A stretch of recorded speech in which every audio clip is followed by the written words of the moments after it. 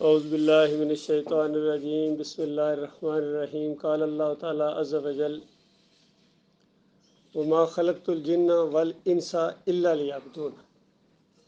یہ آپ کے سامنے قرآن کی ایک آیت یاد دہانی کے طور پر پڑھی ہے، کئی مرتبہ پڑھ بھی چکے ہوں گے، سن بھی چکے ہوں گے۔ ہمارا اور آپ کا مالک اور خالق کہتا ہے کہ میں نے انسانوں اور جنوں کے لیے صرف اپنی بندگی کے لیے پیدا کیا ہے، یعنی صرف اپنے لیے پیدا کیا ہے۔ دوسرے الفاظ میں آپ کہیں کہ دنیا پوری کائنات گویا آپ کے لیے اور آپ اللہ کے لیے، ہر چیز آپ کی خدمت کر رہی ہے اس دنیا کے اندر، ڈائریکٹ یا انڈائریکٹ۔ سورج آپ کا خادم ہے، چاند، ستارے، کہکشاں، گلیکسیاں، سمندر، ہوائیں، درخت، آگ آپ کی خدمت کر رہی ہے۔ یہ آگ نہ ہو تو کیسے چائے بنے گی بچائی، کھانا آپ کا کیسے پکا گا؟ کبھی غور کریں۔ لکڑیوں کے اندر اللہ نے آگ رکھی ہے، اندازہ رہے، لکڑیاں گیلی لکڑیاں ہیں، اس کے اندر آگ ہے، جیسا گیلی لکڑیاں بھی آگ میں ڈالیں تو آگ بن جاتی ہے، ایندھن بن جاتی ہے۔ ہر چیز آپ کی خدمت کر رہی ہے، اور مالک آپ سے محبت کرتا ہے، یقین کریں۔ وہ آپ کا اپنا رب ہے، اس کو اسی لیے غصہ آتا ہے کہ میرے بندے ہو کے وہ کسی اور کی طرف جائے، اس کو غصہ آتا ہے۔ اور غور کریں اس بات کے اوپر، نقطے کے اوپر ذرا غور کریں۔ حدیث میں آتا ہے کہ اللہ تعالیٰ اس بندے سے ناراض ہوتا ہے جو اس سے نہیں مانگتا ہے، اور اس سے خوش ہوتا ہے جو اس سے مانگتا ہے۔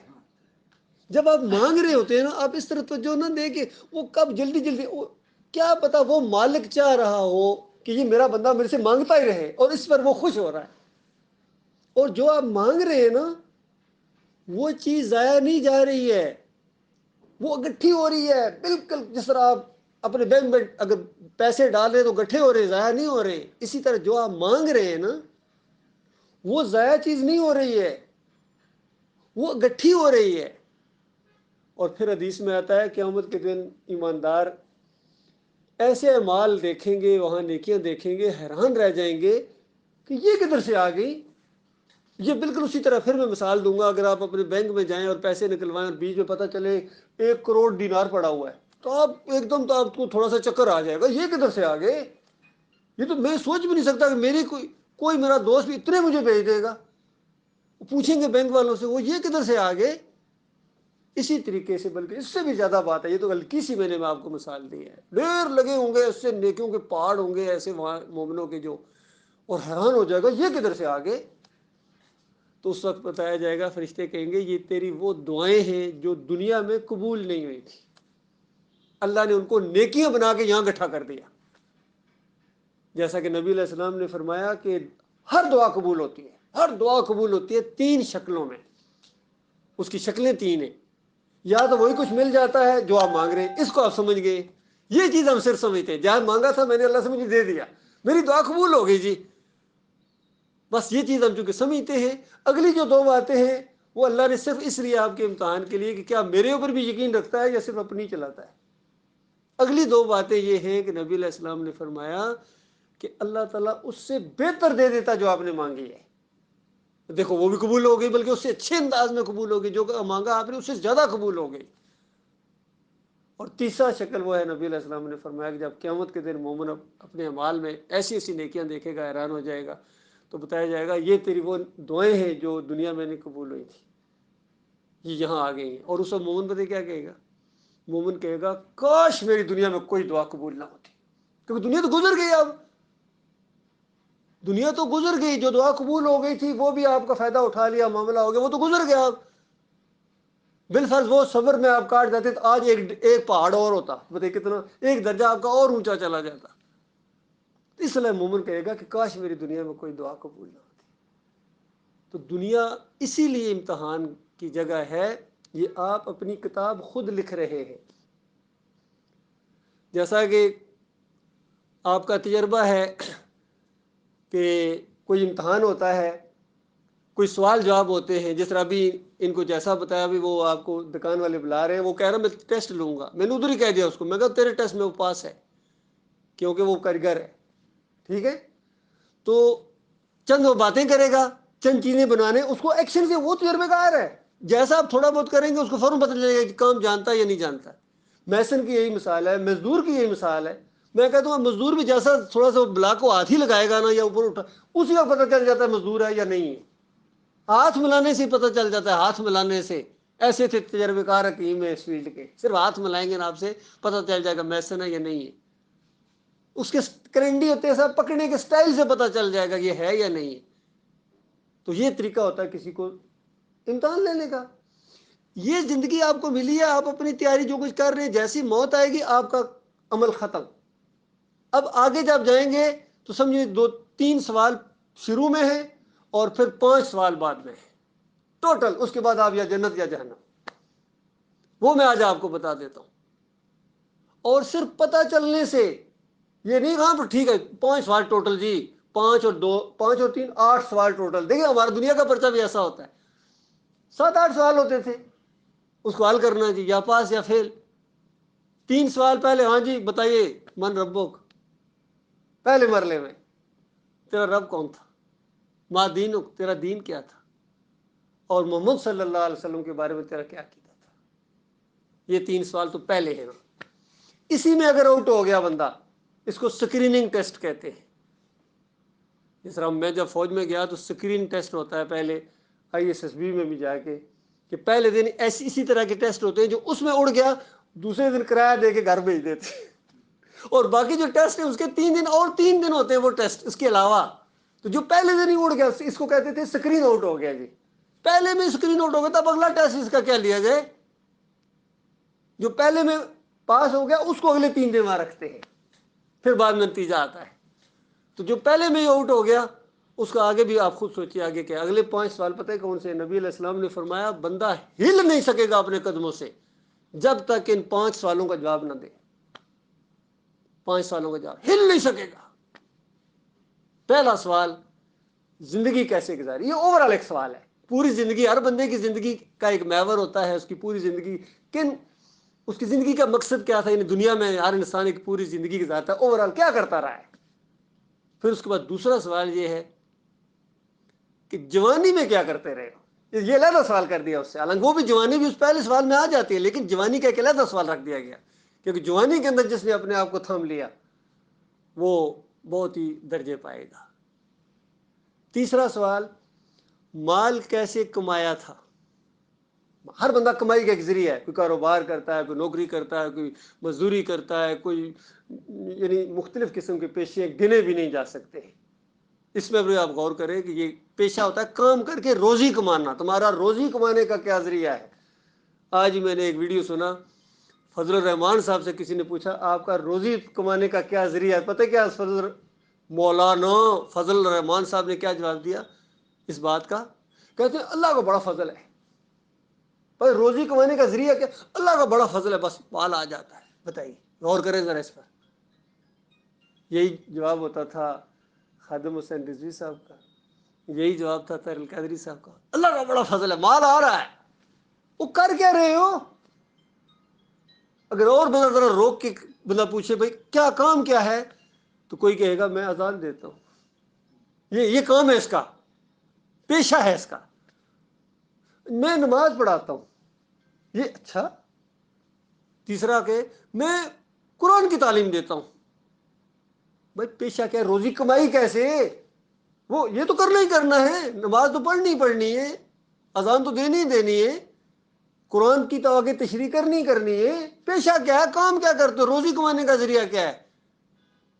اس کا جواب ان کا یہ ہوتا ہے. پہلا سوال وہاں آخری 5 سوال میں یہ ہے کہ روزی کیسے کمائی تھی. نہیں, یہ تیسرا سوال ہے. پہلا زندگی کیسے گزاری, دوسرا جوانی کیسے گزاری, تیسرا روزی کیسے کمائی, پیسے جو معاش کمائی تھی وہ کیسے کمائی تھی, بتاؤ ذرا. یہ جائز تھی یا ناجائز تھی, کیا کیا. پھر اگلا سوال چوتھا سوال یہ ہے کہ جب تم کما چکے تو اس کو پھر خرچ کیسے کیا تھا. یہ بھی ہے بڑا اہم, کیونکہ یہ ایک نہیں کہ صرف روزی حلال کمائی ہے, اس کو خرچ بھی جائز کرنا ہے. یہ بھی آگے پوچھا جائے گا. اور اگر اس نے کمائی حرام کیا تو بتاؤ اس میں تو خرچ کرنے کا اگلا سوال تو خود ہی اس کا آؤٹ ہو گیا. اگر کمائی حرام سے ہے تو پھر جو مرضی کہے اس کا میں نے حج کیا, اس کی میں نے یتیموں کو دیا, اس کو میں نے رشتہ داروں کو دیا, اگلا سوال تو ویسے ہی فیل ہے, اگلا جواب تو ویسے ہی فیل ہے. اور پانچواں اور آخری سوال یہ ہے اس کے ہلنے سے پہلے کہ جتنا علم پہنچا تھا، یہ بھی قابل غور ہے بات، جتنا علم پہنچا تھا اسی کے اندر آپ پابند ہیں. جتنا علم پہنچ گیا تھا وہ بات آپ تک پہنچ گئی تھی. کبھی کبھی کہتے ہیں نا یہ بات تو میں نے کبھی سنی ہی نہیں، آپ سے سن رہا ہوں جی، پہلے تو کبھی سنی نہیں. تو میں اس کو کہتا ہوں آج سن لیا نا. آج کے بعد یہ فکرہ تم پوری زندگی کسی بندے کو نہیں کہہ سکتے ہو کہ میں نے یہ بات سنی ہی نہیں. علم تمہارے کانوں تک پہنچ گیا، یہ بات پہنچی ہے، ایک انسان نے تمہارے کاموں میں یہ بات بتائی ہے. اب تم کل اللہ کے سامنے بھی جا کے نہیں کہہ سکتے ہو، یہ بات پہنچی ہی نہیں، دنیا میں بھی نہیں کہہ سکتے ہو. اور اگر کسی کو کہو گے تو تمہارا اندر والا جو ایک مفتی بیٹھا ہوگا جھوٹ بول رہے، وہاں بیٹھے یہ بات سنی تو تھی، کیسے کہہ رہے میں نے یہ بات سنی نہیں. تو جتنا علم پہنچا ہے یہ پوچھا جائے گا اس پر عمل کتنا کیا تھا، اس کے بعد ہلو گے. تو بظاہر دیکھا جائے اگر تو بڑا ایک آسان سا لگتا ہے کہ کوئی مسئلہ نہیں بھائی، یہ تو بڑا ایزی ہے، جنت جانا تو بڑا، پھر تو میں گیا. کیوں؟ جیسا اللہ کہے گا من ربک، میں فوراً کہہ دوں گا میرا رب اللہ ہے جی. جیسا اللہ کہے گا ماں دینو، تمہارا دین کیا تھا، میں فوراً کہہ دوں گا اسلام جی. اور تیسرا جیسا اللہ پوچھو گا محمد صلی اللہ علیہ وسلم کے بارے میں کیا خیال ہے، فوراً کہہ دوں گا اللہ کے آخری رسول محمد صلی اللہ علیہ وسلم. تو یہ تو تین، یہ تو اس میں تو فوراً میں پاس ہو جاؤں گا. اگلے جناب زندگی کیسے گزاری تھی وہ بھی چلو میں بتا دوں گا. اس کے بعد جوانی کیسے گزاری تھی وہ بھی بتا دوں گا. کوئی اگر کمیاں کوتاہیاں تو معافی مانگ چکا تھا. پھر اس کے بعد اگلے دو تین سوال، تو بڑا ایزی سا ہے. لیکن یہ میرے پیارے بھائیوں میں آپ کو بتا رہا ہوں یہ اس طرح کا معاملہ نہیں ہے. آج اگر آپ کسی فرقے کے اندر ہیں، کسی مسلک کے اندر ہیں، وہاں آپ جواب نہیں دے سکیں گے کہ میرا دین اسلام ہے، کیونکہ جہاں اسلام ہے وہاں فرقے نہیں ہیں، جہاں فرقے وہاں اسلام نہیں ہے. یہ تو دوسرے میں پہلا بھی آپ جواب نہیں دے سکیں گے جب کہا جائے من ربک. آج اگر دنیا میں اللہ کے علاوہ کسی اور کے سامنے جھکے ہو، آج اگر اللہ کے علاوہ کسی اور کو مدد کے لیے پکارا، کسی اور کی نظر و نیاز کی، کسی اور کا واسطہ وسیلہ دیا، کسی اور کی بات مانی، اللہ کی بات آنے کے بعد بھی کسی اور کی بات آپ نے مانی، اپنے مولوی کی بات مانی، کسی بڑے عالم کی بات مانی، پتہ ہے کہ قرآن میں یہ ہے لیکن حضرت صاحب یہ فرما رہے ہیں، تو اس وقت آپ اللہ نہیں کہہ سکیں گے، آپ کی زبان چل ہی نہیں سکے گی اس وقت. تو جواب وہ دے گا جس نے آج دنیا میں اللہ کو اپنا رب مانا ہے، جو اسلام کے مطابق چلا ہے، فرقوں کو چھوڑا ہے تو اسلام میں آیا ہے، وہ وہاں اسلام اپنا جواب دے سکے گا. اور نبی صلی اللہ علیہ وآلہ وسلم کے بارے میں جس نے آج یہ عقیدہ رکھا ہے کہ انسان تھے، بشر تھے، پیغمبر تھے، اللہ کے آدم علیہ السلام کے اولاد میں سے تھے، انسان تھے، اللہ کے ساتھ شریک نہیں تھے، پیغام دینے آئے تھے اللہ کا، اللہ کے ساتھ شریک نہیں تھے. پوری طرح دل کی گہرائی سے کہ سارے پیغمبر اسی طرح گزرے ہیں. ظاہری بات ہے کسی نے پہلا ہونا تھا، کسی نے دوسرا، کسی نے تیسرا، کسی نے چوتھا، کسی نے آخری. یہ تو ہونا ہی ہے. اس طرح تو نہیں ہو سکتا سارے پہلے ہوں، اس طرح تو نہیں ہو سکتا سارے دوسرے ہوں، اس طرح تو نہیں ہو سکتا سارے آخری ہوں. آخری نبی کو بھی یہی بات کہی گئی ہے. سورہ زمر آخری رکوع پڑھو، قرآن آپ کے کمرے میں ہوگا. اللہ تعالیٰ کہتا ہے اے نبی کو کہو وَلَقَدْ أُوحِيَ إِلَيْكَ وَإِلَى الَّذِينَ مِن قَبْلِكَ لَئِنْ أَشْرَكْتَ لَيَحْبَطَنَّ عَمَلُكَ. اے نبی ان سب کو کہو لوگوں کو کہ میری طرف یہ وحی کی گئی ہے اور ہر نبی کی طرف یہ وحی کی گئی ہے. ہر نبی کو اللہ تعالیٰ کہہ رہا ہے میں نے اسی طرح کہا تھا جس طرح آج آخری نبی آپ کو بتا رہے ہیں نا. ہر نبی کو، پہلے کو بھی اسی طرح کہا، دوسرے کو، تیسرے کو، ہر نبی کو میں نے اس طرح کہا. اور کیا کہا؟ لَإِنْ أَشْرَكْتَ، اگر تو نے بھی شرک کیا، لَيَحْبَطَنَّ عَمَلُكَ، تیرا عمل ختم ہو جائے گا. وَلَا تَكُونَنَّ، ذرا بھی کسی عربی جاننے والے سے پوچھ رہے اس عربی میں کتنا زور ہے اور میں وہ بیان نہیں کر سکتا آپ کو. وَلَا تَكُونَنَّ، تین گویا اسٹمپیں لگائی گئی ہیں اس کے اوپر عربی گرامر کے لحاظ سے اور عربی انداز سے کہ یقیناً یہ حق ہے کہ واقعی تیرا عمل ضائع ہو جائے گا. اس طرح اللہ کہہ رہا ہے تین اسٹمپیں لگا کے. وَلَا تَكُونَنَّ کا یہ مطلب ہوتا ہے عربی میں کہ اللہ صرف ڈراوا نہیں دیتا ہے، جو کرتا ہے وہ کہتا ہے وہ کرتا ہے. لیکن نبی علیہ السلام اور سارے انبیاء نے شرک نہیں کیا ہے، لہذا کسی نبی کا وہ عمل ضائع نہیں ہوگا. انشاءاللہ بڑے بڑے درجات ملیں گے انبیاء کو، وہ اپنا پیغام پہنچا کے چلے گئے، اب ان کی ڈیوٹی ختم. اللہ تعالیٰ کئی دفعہ قرآن میں کہتا ہے نبی جہنمیوں کے بارے میں آپ سے نہیں پوچھا جائے گا. آپ ہاں یہ آپ اپنا معاملہ رکھیں کہ میں جو آپ کو کہہ رہا ہوں اور اس کو پہنچانے میں اگر کہیں کمی رہ گئی، اس میں تھوڑی سی ملاوٹ کر دی لوگوں کے ڈر کی وجہ سے، لوگوں کی وجہ سے، کسی اور کی وجہ سے، اگر اس میں جو میں آپ کو کہہ رہا ہوں اس کو بتانے میں اگر آپ نے کمی کوتاہی دکھائی تو پھر پکڑے جاؤ گے، پھر دوہرا دنیا میں بھی عذاب دیا جائے گا۔ آخر اللہ ڈرتا ہے کسی سے؟ اس انداز سے میرے بھائیو یہ سارا معاملہ ہے۔ آج مسلمانوں کی جو ذلت اور خواری اور درگت بنی ہوئی ہے اسی نقطے کو نہ سمجھنے کی وجہ سے ہے۔ ابھی کل پرسوں رمضان شروع ہو رہا ہے، یقین کرو ساری رمضان کی برکتیں اور نعمتیں اللہ تعالیٰ نے ایمان کے ساتھ جوڑی ہیں۔ یہ کرو گے تو یہ ہوگا، یہ کرو گے تو یہ ہوگا، اور جو وہ کام نہیں کرے گا، حتیٰ کہ یہاں تک کہا گیا کہ جو گالی گلوچ سے اپنے آپ کو نہیں بچاتا ہے، جھوٹ بولنے سے نہیں اپنے آپ کو چھوڑتا ہے، اپنی اصلاح نہیں کرتا ہے، ٹریننگ ہے یہ آپ کی اس مہینے میں۔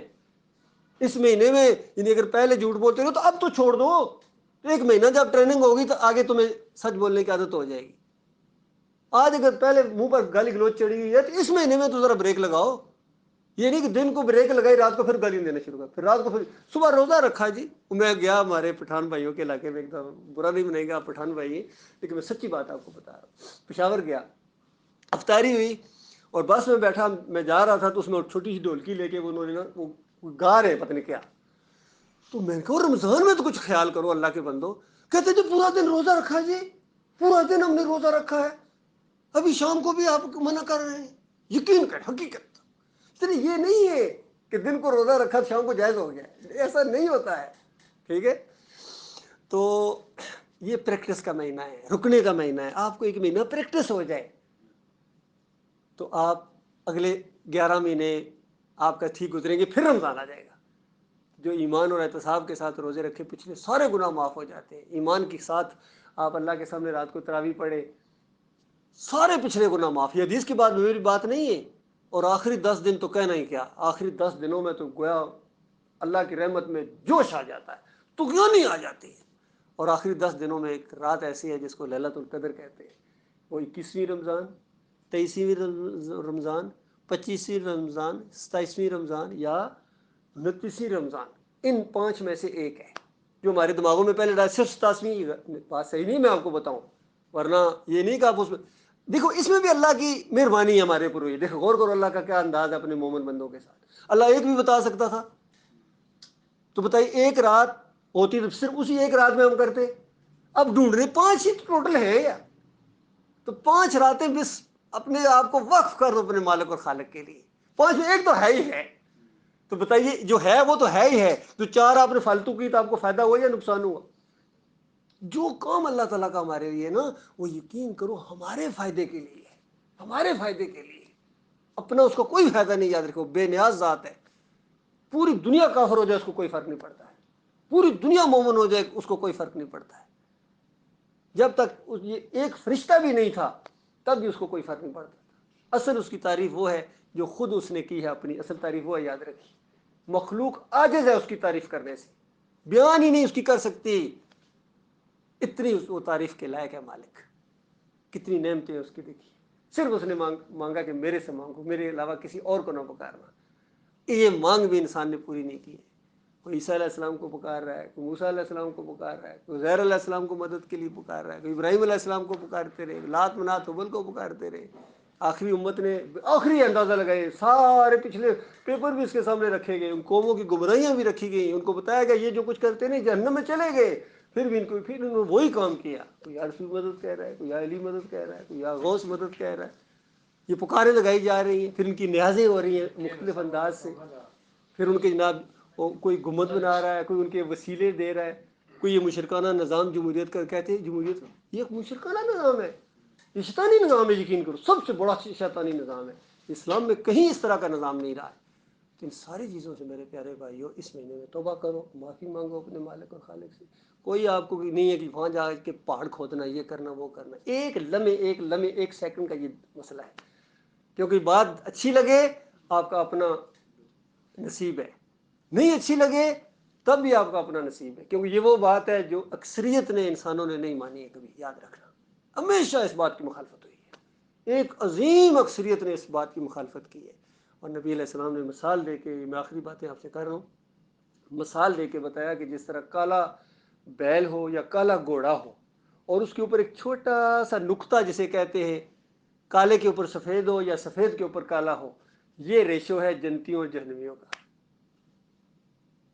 یہ کیونکہ آج دنیا میں اگر کہا جائے تو کہتے اچھا پھر یہ سارے ہی، پھر یہ سارے ہی، پھر یہ سارے، اپنی نہیں سوچتا، پھر یہ سارے ہی، وہ اپنی سوچ، تیرے ساتھ کیا ہونے والا ہے؟ سارے جائیں یا نہ جائیں، سارے جنت میں جائیں گے، اس سے تمہیں کیا ملے گا؟ سارے جہنم میں چلے گئے، تجھے کیا ملے گا؟ مسئلہ یہ ہے کہ تو جنت میں جائے، یہ مسئلہ تیرے لیے، تو جہنم سے بچے، یہ تیرا مسئلہ ہے۔ تو جو حق اور باطل انسان کیا ہے، اس میں فیصلہ جو کرتا ہے، یہ اس کا فیصلہ اپنا ہوتا ہے۔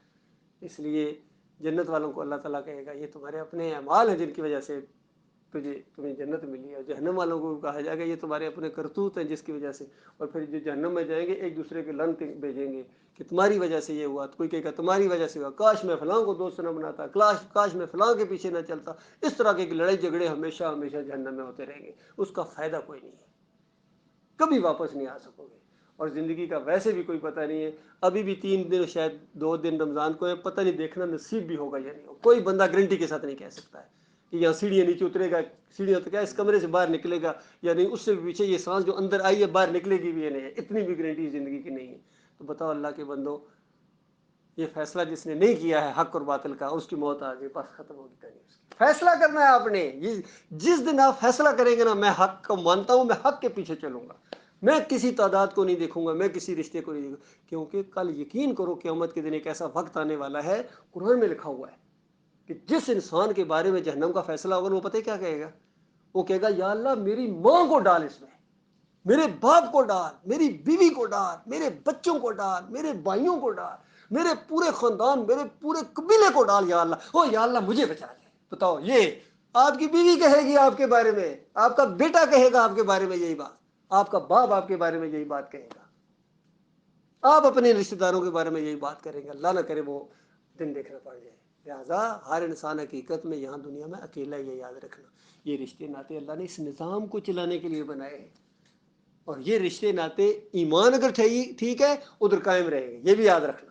وہاں ایک بڑا زبردست ماحول ہوگا، یہ نہیں کہ کسی کا باپ اگر جہنم میں چلا گیا تو وہ صبح شام وہ پریشان رہے گا جنت کے اندر، ایسا نہیں ہوگا، ختم ہو جائے گا، اس حقیقت کھل جائے گی۔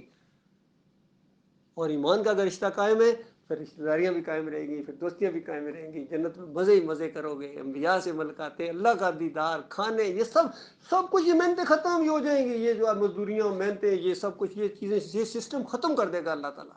ہمیشہ کی جوانی، ہمیشہ کی بہاریں، ہمیشہ کی راحتیں، سکون، نہ کوئی بجلی کے بل، نہ کوئی مکان کا کرایہ، مالک، جنتوں کے مالک، کیا جنتوں بادشاہی کے مالک بنا دیے جاؤ گے صرف اس ایک نقطے کے اوپر۔ اللہ جانتا ہے، میں قرآن اور حدیث کا آپ کو نچوڑ بتا رہا ہوں۔ ابھی آپ کی اپنی قسمت ہے، بات دل کو لگے تو اللہ کی رحمت ہے، بات اچھی نہ لگے تو پھر آپ خود قرآن کا مطالعہ کریں، خود غور کریں، ہر ایک کو پرکھیں۔ یہ آپ کو نیند نہیں آنی چاہیے کہ اتنا بڑا مسئلہ آپ کے لیے، آپ کی ہمیشہ کی آخرت کا مسئلہ ہے، جنت اور جہنم کا مسئلہ ہے۔ اور یہ بات جو میں بتا رہا ہوں آپ کو، یہ بھی اللہ کا حکم ہے، تب آگے بتا رہا ہوں، یقین کرو، اگر اللہ کا مجھے حکم نہ ہوتا، ہر بندے کو حکم ہے قرآن کے اندر، سورۃ العصر پڑھو، اللہ تعالیٰ کہتا ہے سارے خسارے میں، سارے مارے گئے، گویا سارے جہنمی ہیں سوائے ان کے جو یہ 4 کام کرے۔ پہلی بات، ایمان خالص کرے، ایمان تو خالص کرنا ہے، اگر ایمان ہی خالص نہیں ہے تو مسئلہ ہی ختم ہو گیا۔ اس کے بعد پھر عمل صالح ہے، صلاۃ ہے، صوم ہے، اور والدین کی خدمت ہے، جو بھی چیزیں ساری، جتنے حج عمرہ ہے، زکوٰۃ، یہ ایمان کے بعد ہے۔ اور ابھی بھی 2 باتیں باقی ہیں، فرمایا ابھی تیسری بات یہ ہے کہ وَتَوَاصَوْا بِالْحَقِّ، اس حق بات کی آپ کو تبلیغ کرنی ہے، پہنچانا ہے دوسرے بندوں تک، یہ اللہ کا نظام ہے، اللہ نے اپنے بندوں کے ذریعے کام کرنا ہے، انبیاء کے ذریعے یا غیر انبیاء کے ذریعے، یہ اس کا کام ہے۔ اور پھر چوتھی بات بتائی کہ اللہ کو پتہ تھا یہ کام کرو گے تو یہ بچوں کا کھیل نہیں ہے، یہ انبیاء کا راستہ ہے، اور انبیاء کے اوپر کیا کیا تکلیفیں آئیں یہ ساری باتیں ہم جانتے ہیں۔ نوح علیہ السلام کے اوپر کیا کچھ ہوا، پتھراؤ کرتی تھی قوم، کئی دفعہ پتھروں کے نیچے دب جاتے تھے، یقین کو صبح شام جاتے تھے تقریر کرنے چوک میں، یہ نہیں کہ صرف کمرے ڈرائنگ روم میں بیٹھ کے کرتے تھے نا۔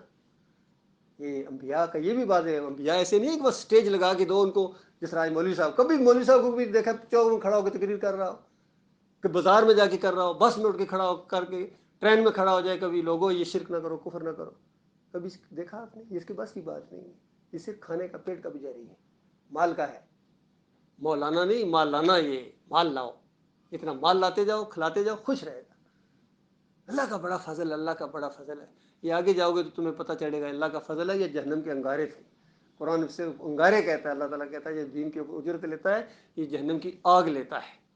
اب اس کی اپنی ہمت ہے، جتنی مرضی اکٹھی کرے، تھوڑی کرے یا زیادہ کرے، کیونکہ یہ اس کی اپنی ہے، تو اس بات پر مالک فرماتا ہے صبر کرنا، صبر کرنا، جمع کام نہیں چھوڑنا ہے، کام نہیں چھوڑنا، کوئی بات نہیں سنتے کوئی اگلے چلو، کوئی ضروری ایک ہی جگہ آپ نے کرنا ہے، کوئی ضروری ہے اسی چوک میں ہر ہفتے تقریر کرنی ہے، نہیں سنتے اگلے چوک میں جا کے کرو، اگلے شہر میں جا کے کرو، اگلے ملک میں چلے جاؤ۔ مالک فرماتا ہے ان عرضی واسعہ فایہ فاعبدون، میرے بندو زمین میری بڑی وسیع ہے، بندگی میری کرنا، کسی اور کی نہ کرنا، کیونکہ کسی اور کی کرو گے پھر دیکھیے مالک فرماتا آؤ گے میرے ہی پاس، ساتھ کہہ دیا آؤ گے میرے ہی پاس، جاؤ گے کہاں؟ تمہاری ساری کارگزاری کے اوپر صحیح پھیر کے جہنم کی آگ کے اندر پھینک دوں گا اگر میرے ساتھ کسی کو شریک کیا۔ مجھے گالی، شرک اللہ کو گالی ہے، اس لیے شرک اللہ کو گالی ہے۔ اللہ کو گالیاں دینے کے بعد بندہ کہ میں تراویح پڑھ کے ہوں، 20 تراویح پڑھ کے ہوں، گالی پہلے دی ہے، پہلے گالی دیتے ہیں پھر اذان دیتے ہیں، اندازہ لگاؤ کتنے ہیں۔ الصلاۃ والسلام علیکہ یا نور من نور اللہ، اللہ کے نور میں سے نور جتا، بتائیے اللہ نور کا خالق ہے، اس میں سے کوئی جدا نہیں ہے، لم یلد ولم یولد، اور اس طرح اللہ کو گالی دینے کے بعد پھر کہیں اللہ اکبر اللہ اکبر، اللہ دیکھ نہیں رہا؟ یہ سارا معاملہ میرے پیارے بھائی، بات تھوڑی سی میں نے آپ کی دلچسپی کو دیکھ کے تھوڑی سی زیادہ کر دیا، حالانکہ 10 منٹ کے میں نے کہا تھا، یہ میرے خیال میں تھوڑی سی اوپر ہو گئے، لیکن چائے بھی انشاءاللہ پیوں گا آپ کی انشاءاللہ۔ اللہ تعالیٰ ایمان عقیدے کی اس بات کو دل کے اندر اتار دے، تو یہ آپ کی بھی خوش قسمتی ہے اور میری بھی خوش قسمتی ہے، ہم اس پر جمے رہیں، آخری دم تک اس پر جمے رہیں، کیونکہ اصل معاملہ جم جانا، یہ بھی میں یہ پوائنٹ کہ ایسا نہ ہو کہ ارشد صاحب آپ نے باتیں تو ساری بڑھ جاتی، آخر آپ نے بتایا کہ نہیں کہ جمنا بھی تھا، وہ تو ہم نے آپ کی بات ہم نے 25 سال ہم نے مانی، بس صرف وہ آخر میں تھوڑا سا ماموں کی وجہ سے، چچا کی وجہ سے یہ معاملہ تھوڑا سا 11ویں کی چمچ کھائی تھی، چکھی تھی تھوڑی سی، تو یہ تو آپ نے بتایا ہی نہیں تھا کہ تھوڑی سی بھی نہیں شرک کرنا، یہ تو آپ نے نہیں کہا تھا، میں بتا رہا ہوں آپ اس پر جمنا ہے، آخری سانس آئے اس ایمان عقیدے کے اوپر، اللہ جانتا ہے، سمجھو جیسے ایسا نہیں ہوتا، ایسا جاتا ہے ایسے موڑ ہوتا ہے، یہ اس طرح ہے، یہ آپ کی موت ایک موڑ ہے، اس کے آگے منزل ہے، بس پھر کیا سارے پریشانیاں ختم، فرشتے آئیں گے، اتنا بڑا جلوس لے کے آئیں گے کہ اتنا بڑا پروٹوکول ہوگا کہ آج آپ تصور نہیں کر سکتے کیسا پروٹوکول ہے، کتنے فرشتے آئیں گے، روح نکال کے کسی عزت کے ساتھ لے کے جائیں گے اوپر، کہیں گے چلو ختم، بس دنیا کے معاملات ختم، چلو آپ ان جنتوں کی طرف جس وعدوں کے اوپر تم جیتے رہے ہو، چلو آپ ان کی طرف، یہ ہونے والا ہے، ہر روز ہوتا ہے، یاد رکھیے ہر روز ہوتا ہے یہ چیزیں، یہ سسٹم ایک چل رہا ہے، جس طرح بچے پیدا ہو رہے ہیں، مرتے جا رہے ہیں، ایک نظام اوپر اللہ کا زبردست چل رہا ہے پورا، اور ایک دن آئے گا یہ سلسلہ ختم ہو جائے گا، قیامت کا دن آ جائے گا، قیامت کے سارے مردے اٹھیں گے، اسی نقطے پر ایمان عقیدے کے اوپر سوال جواب ہوں گے، ایک گروہ نے جنت میں جانا، دوسرے جنت میں جانا، قصہ ختم کرا دیا جائے گا، اور آخری بات ہوگی والحمدللہ رب العالمین۔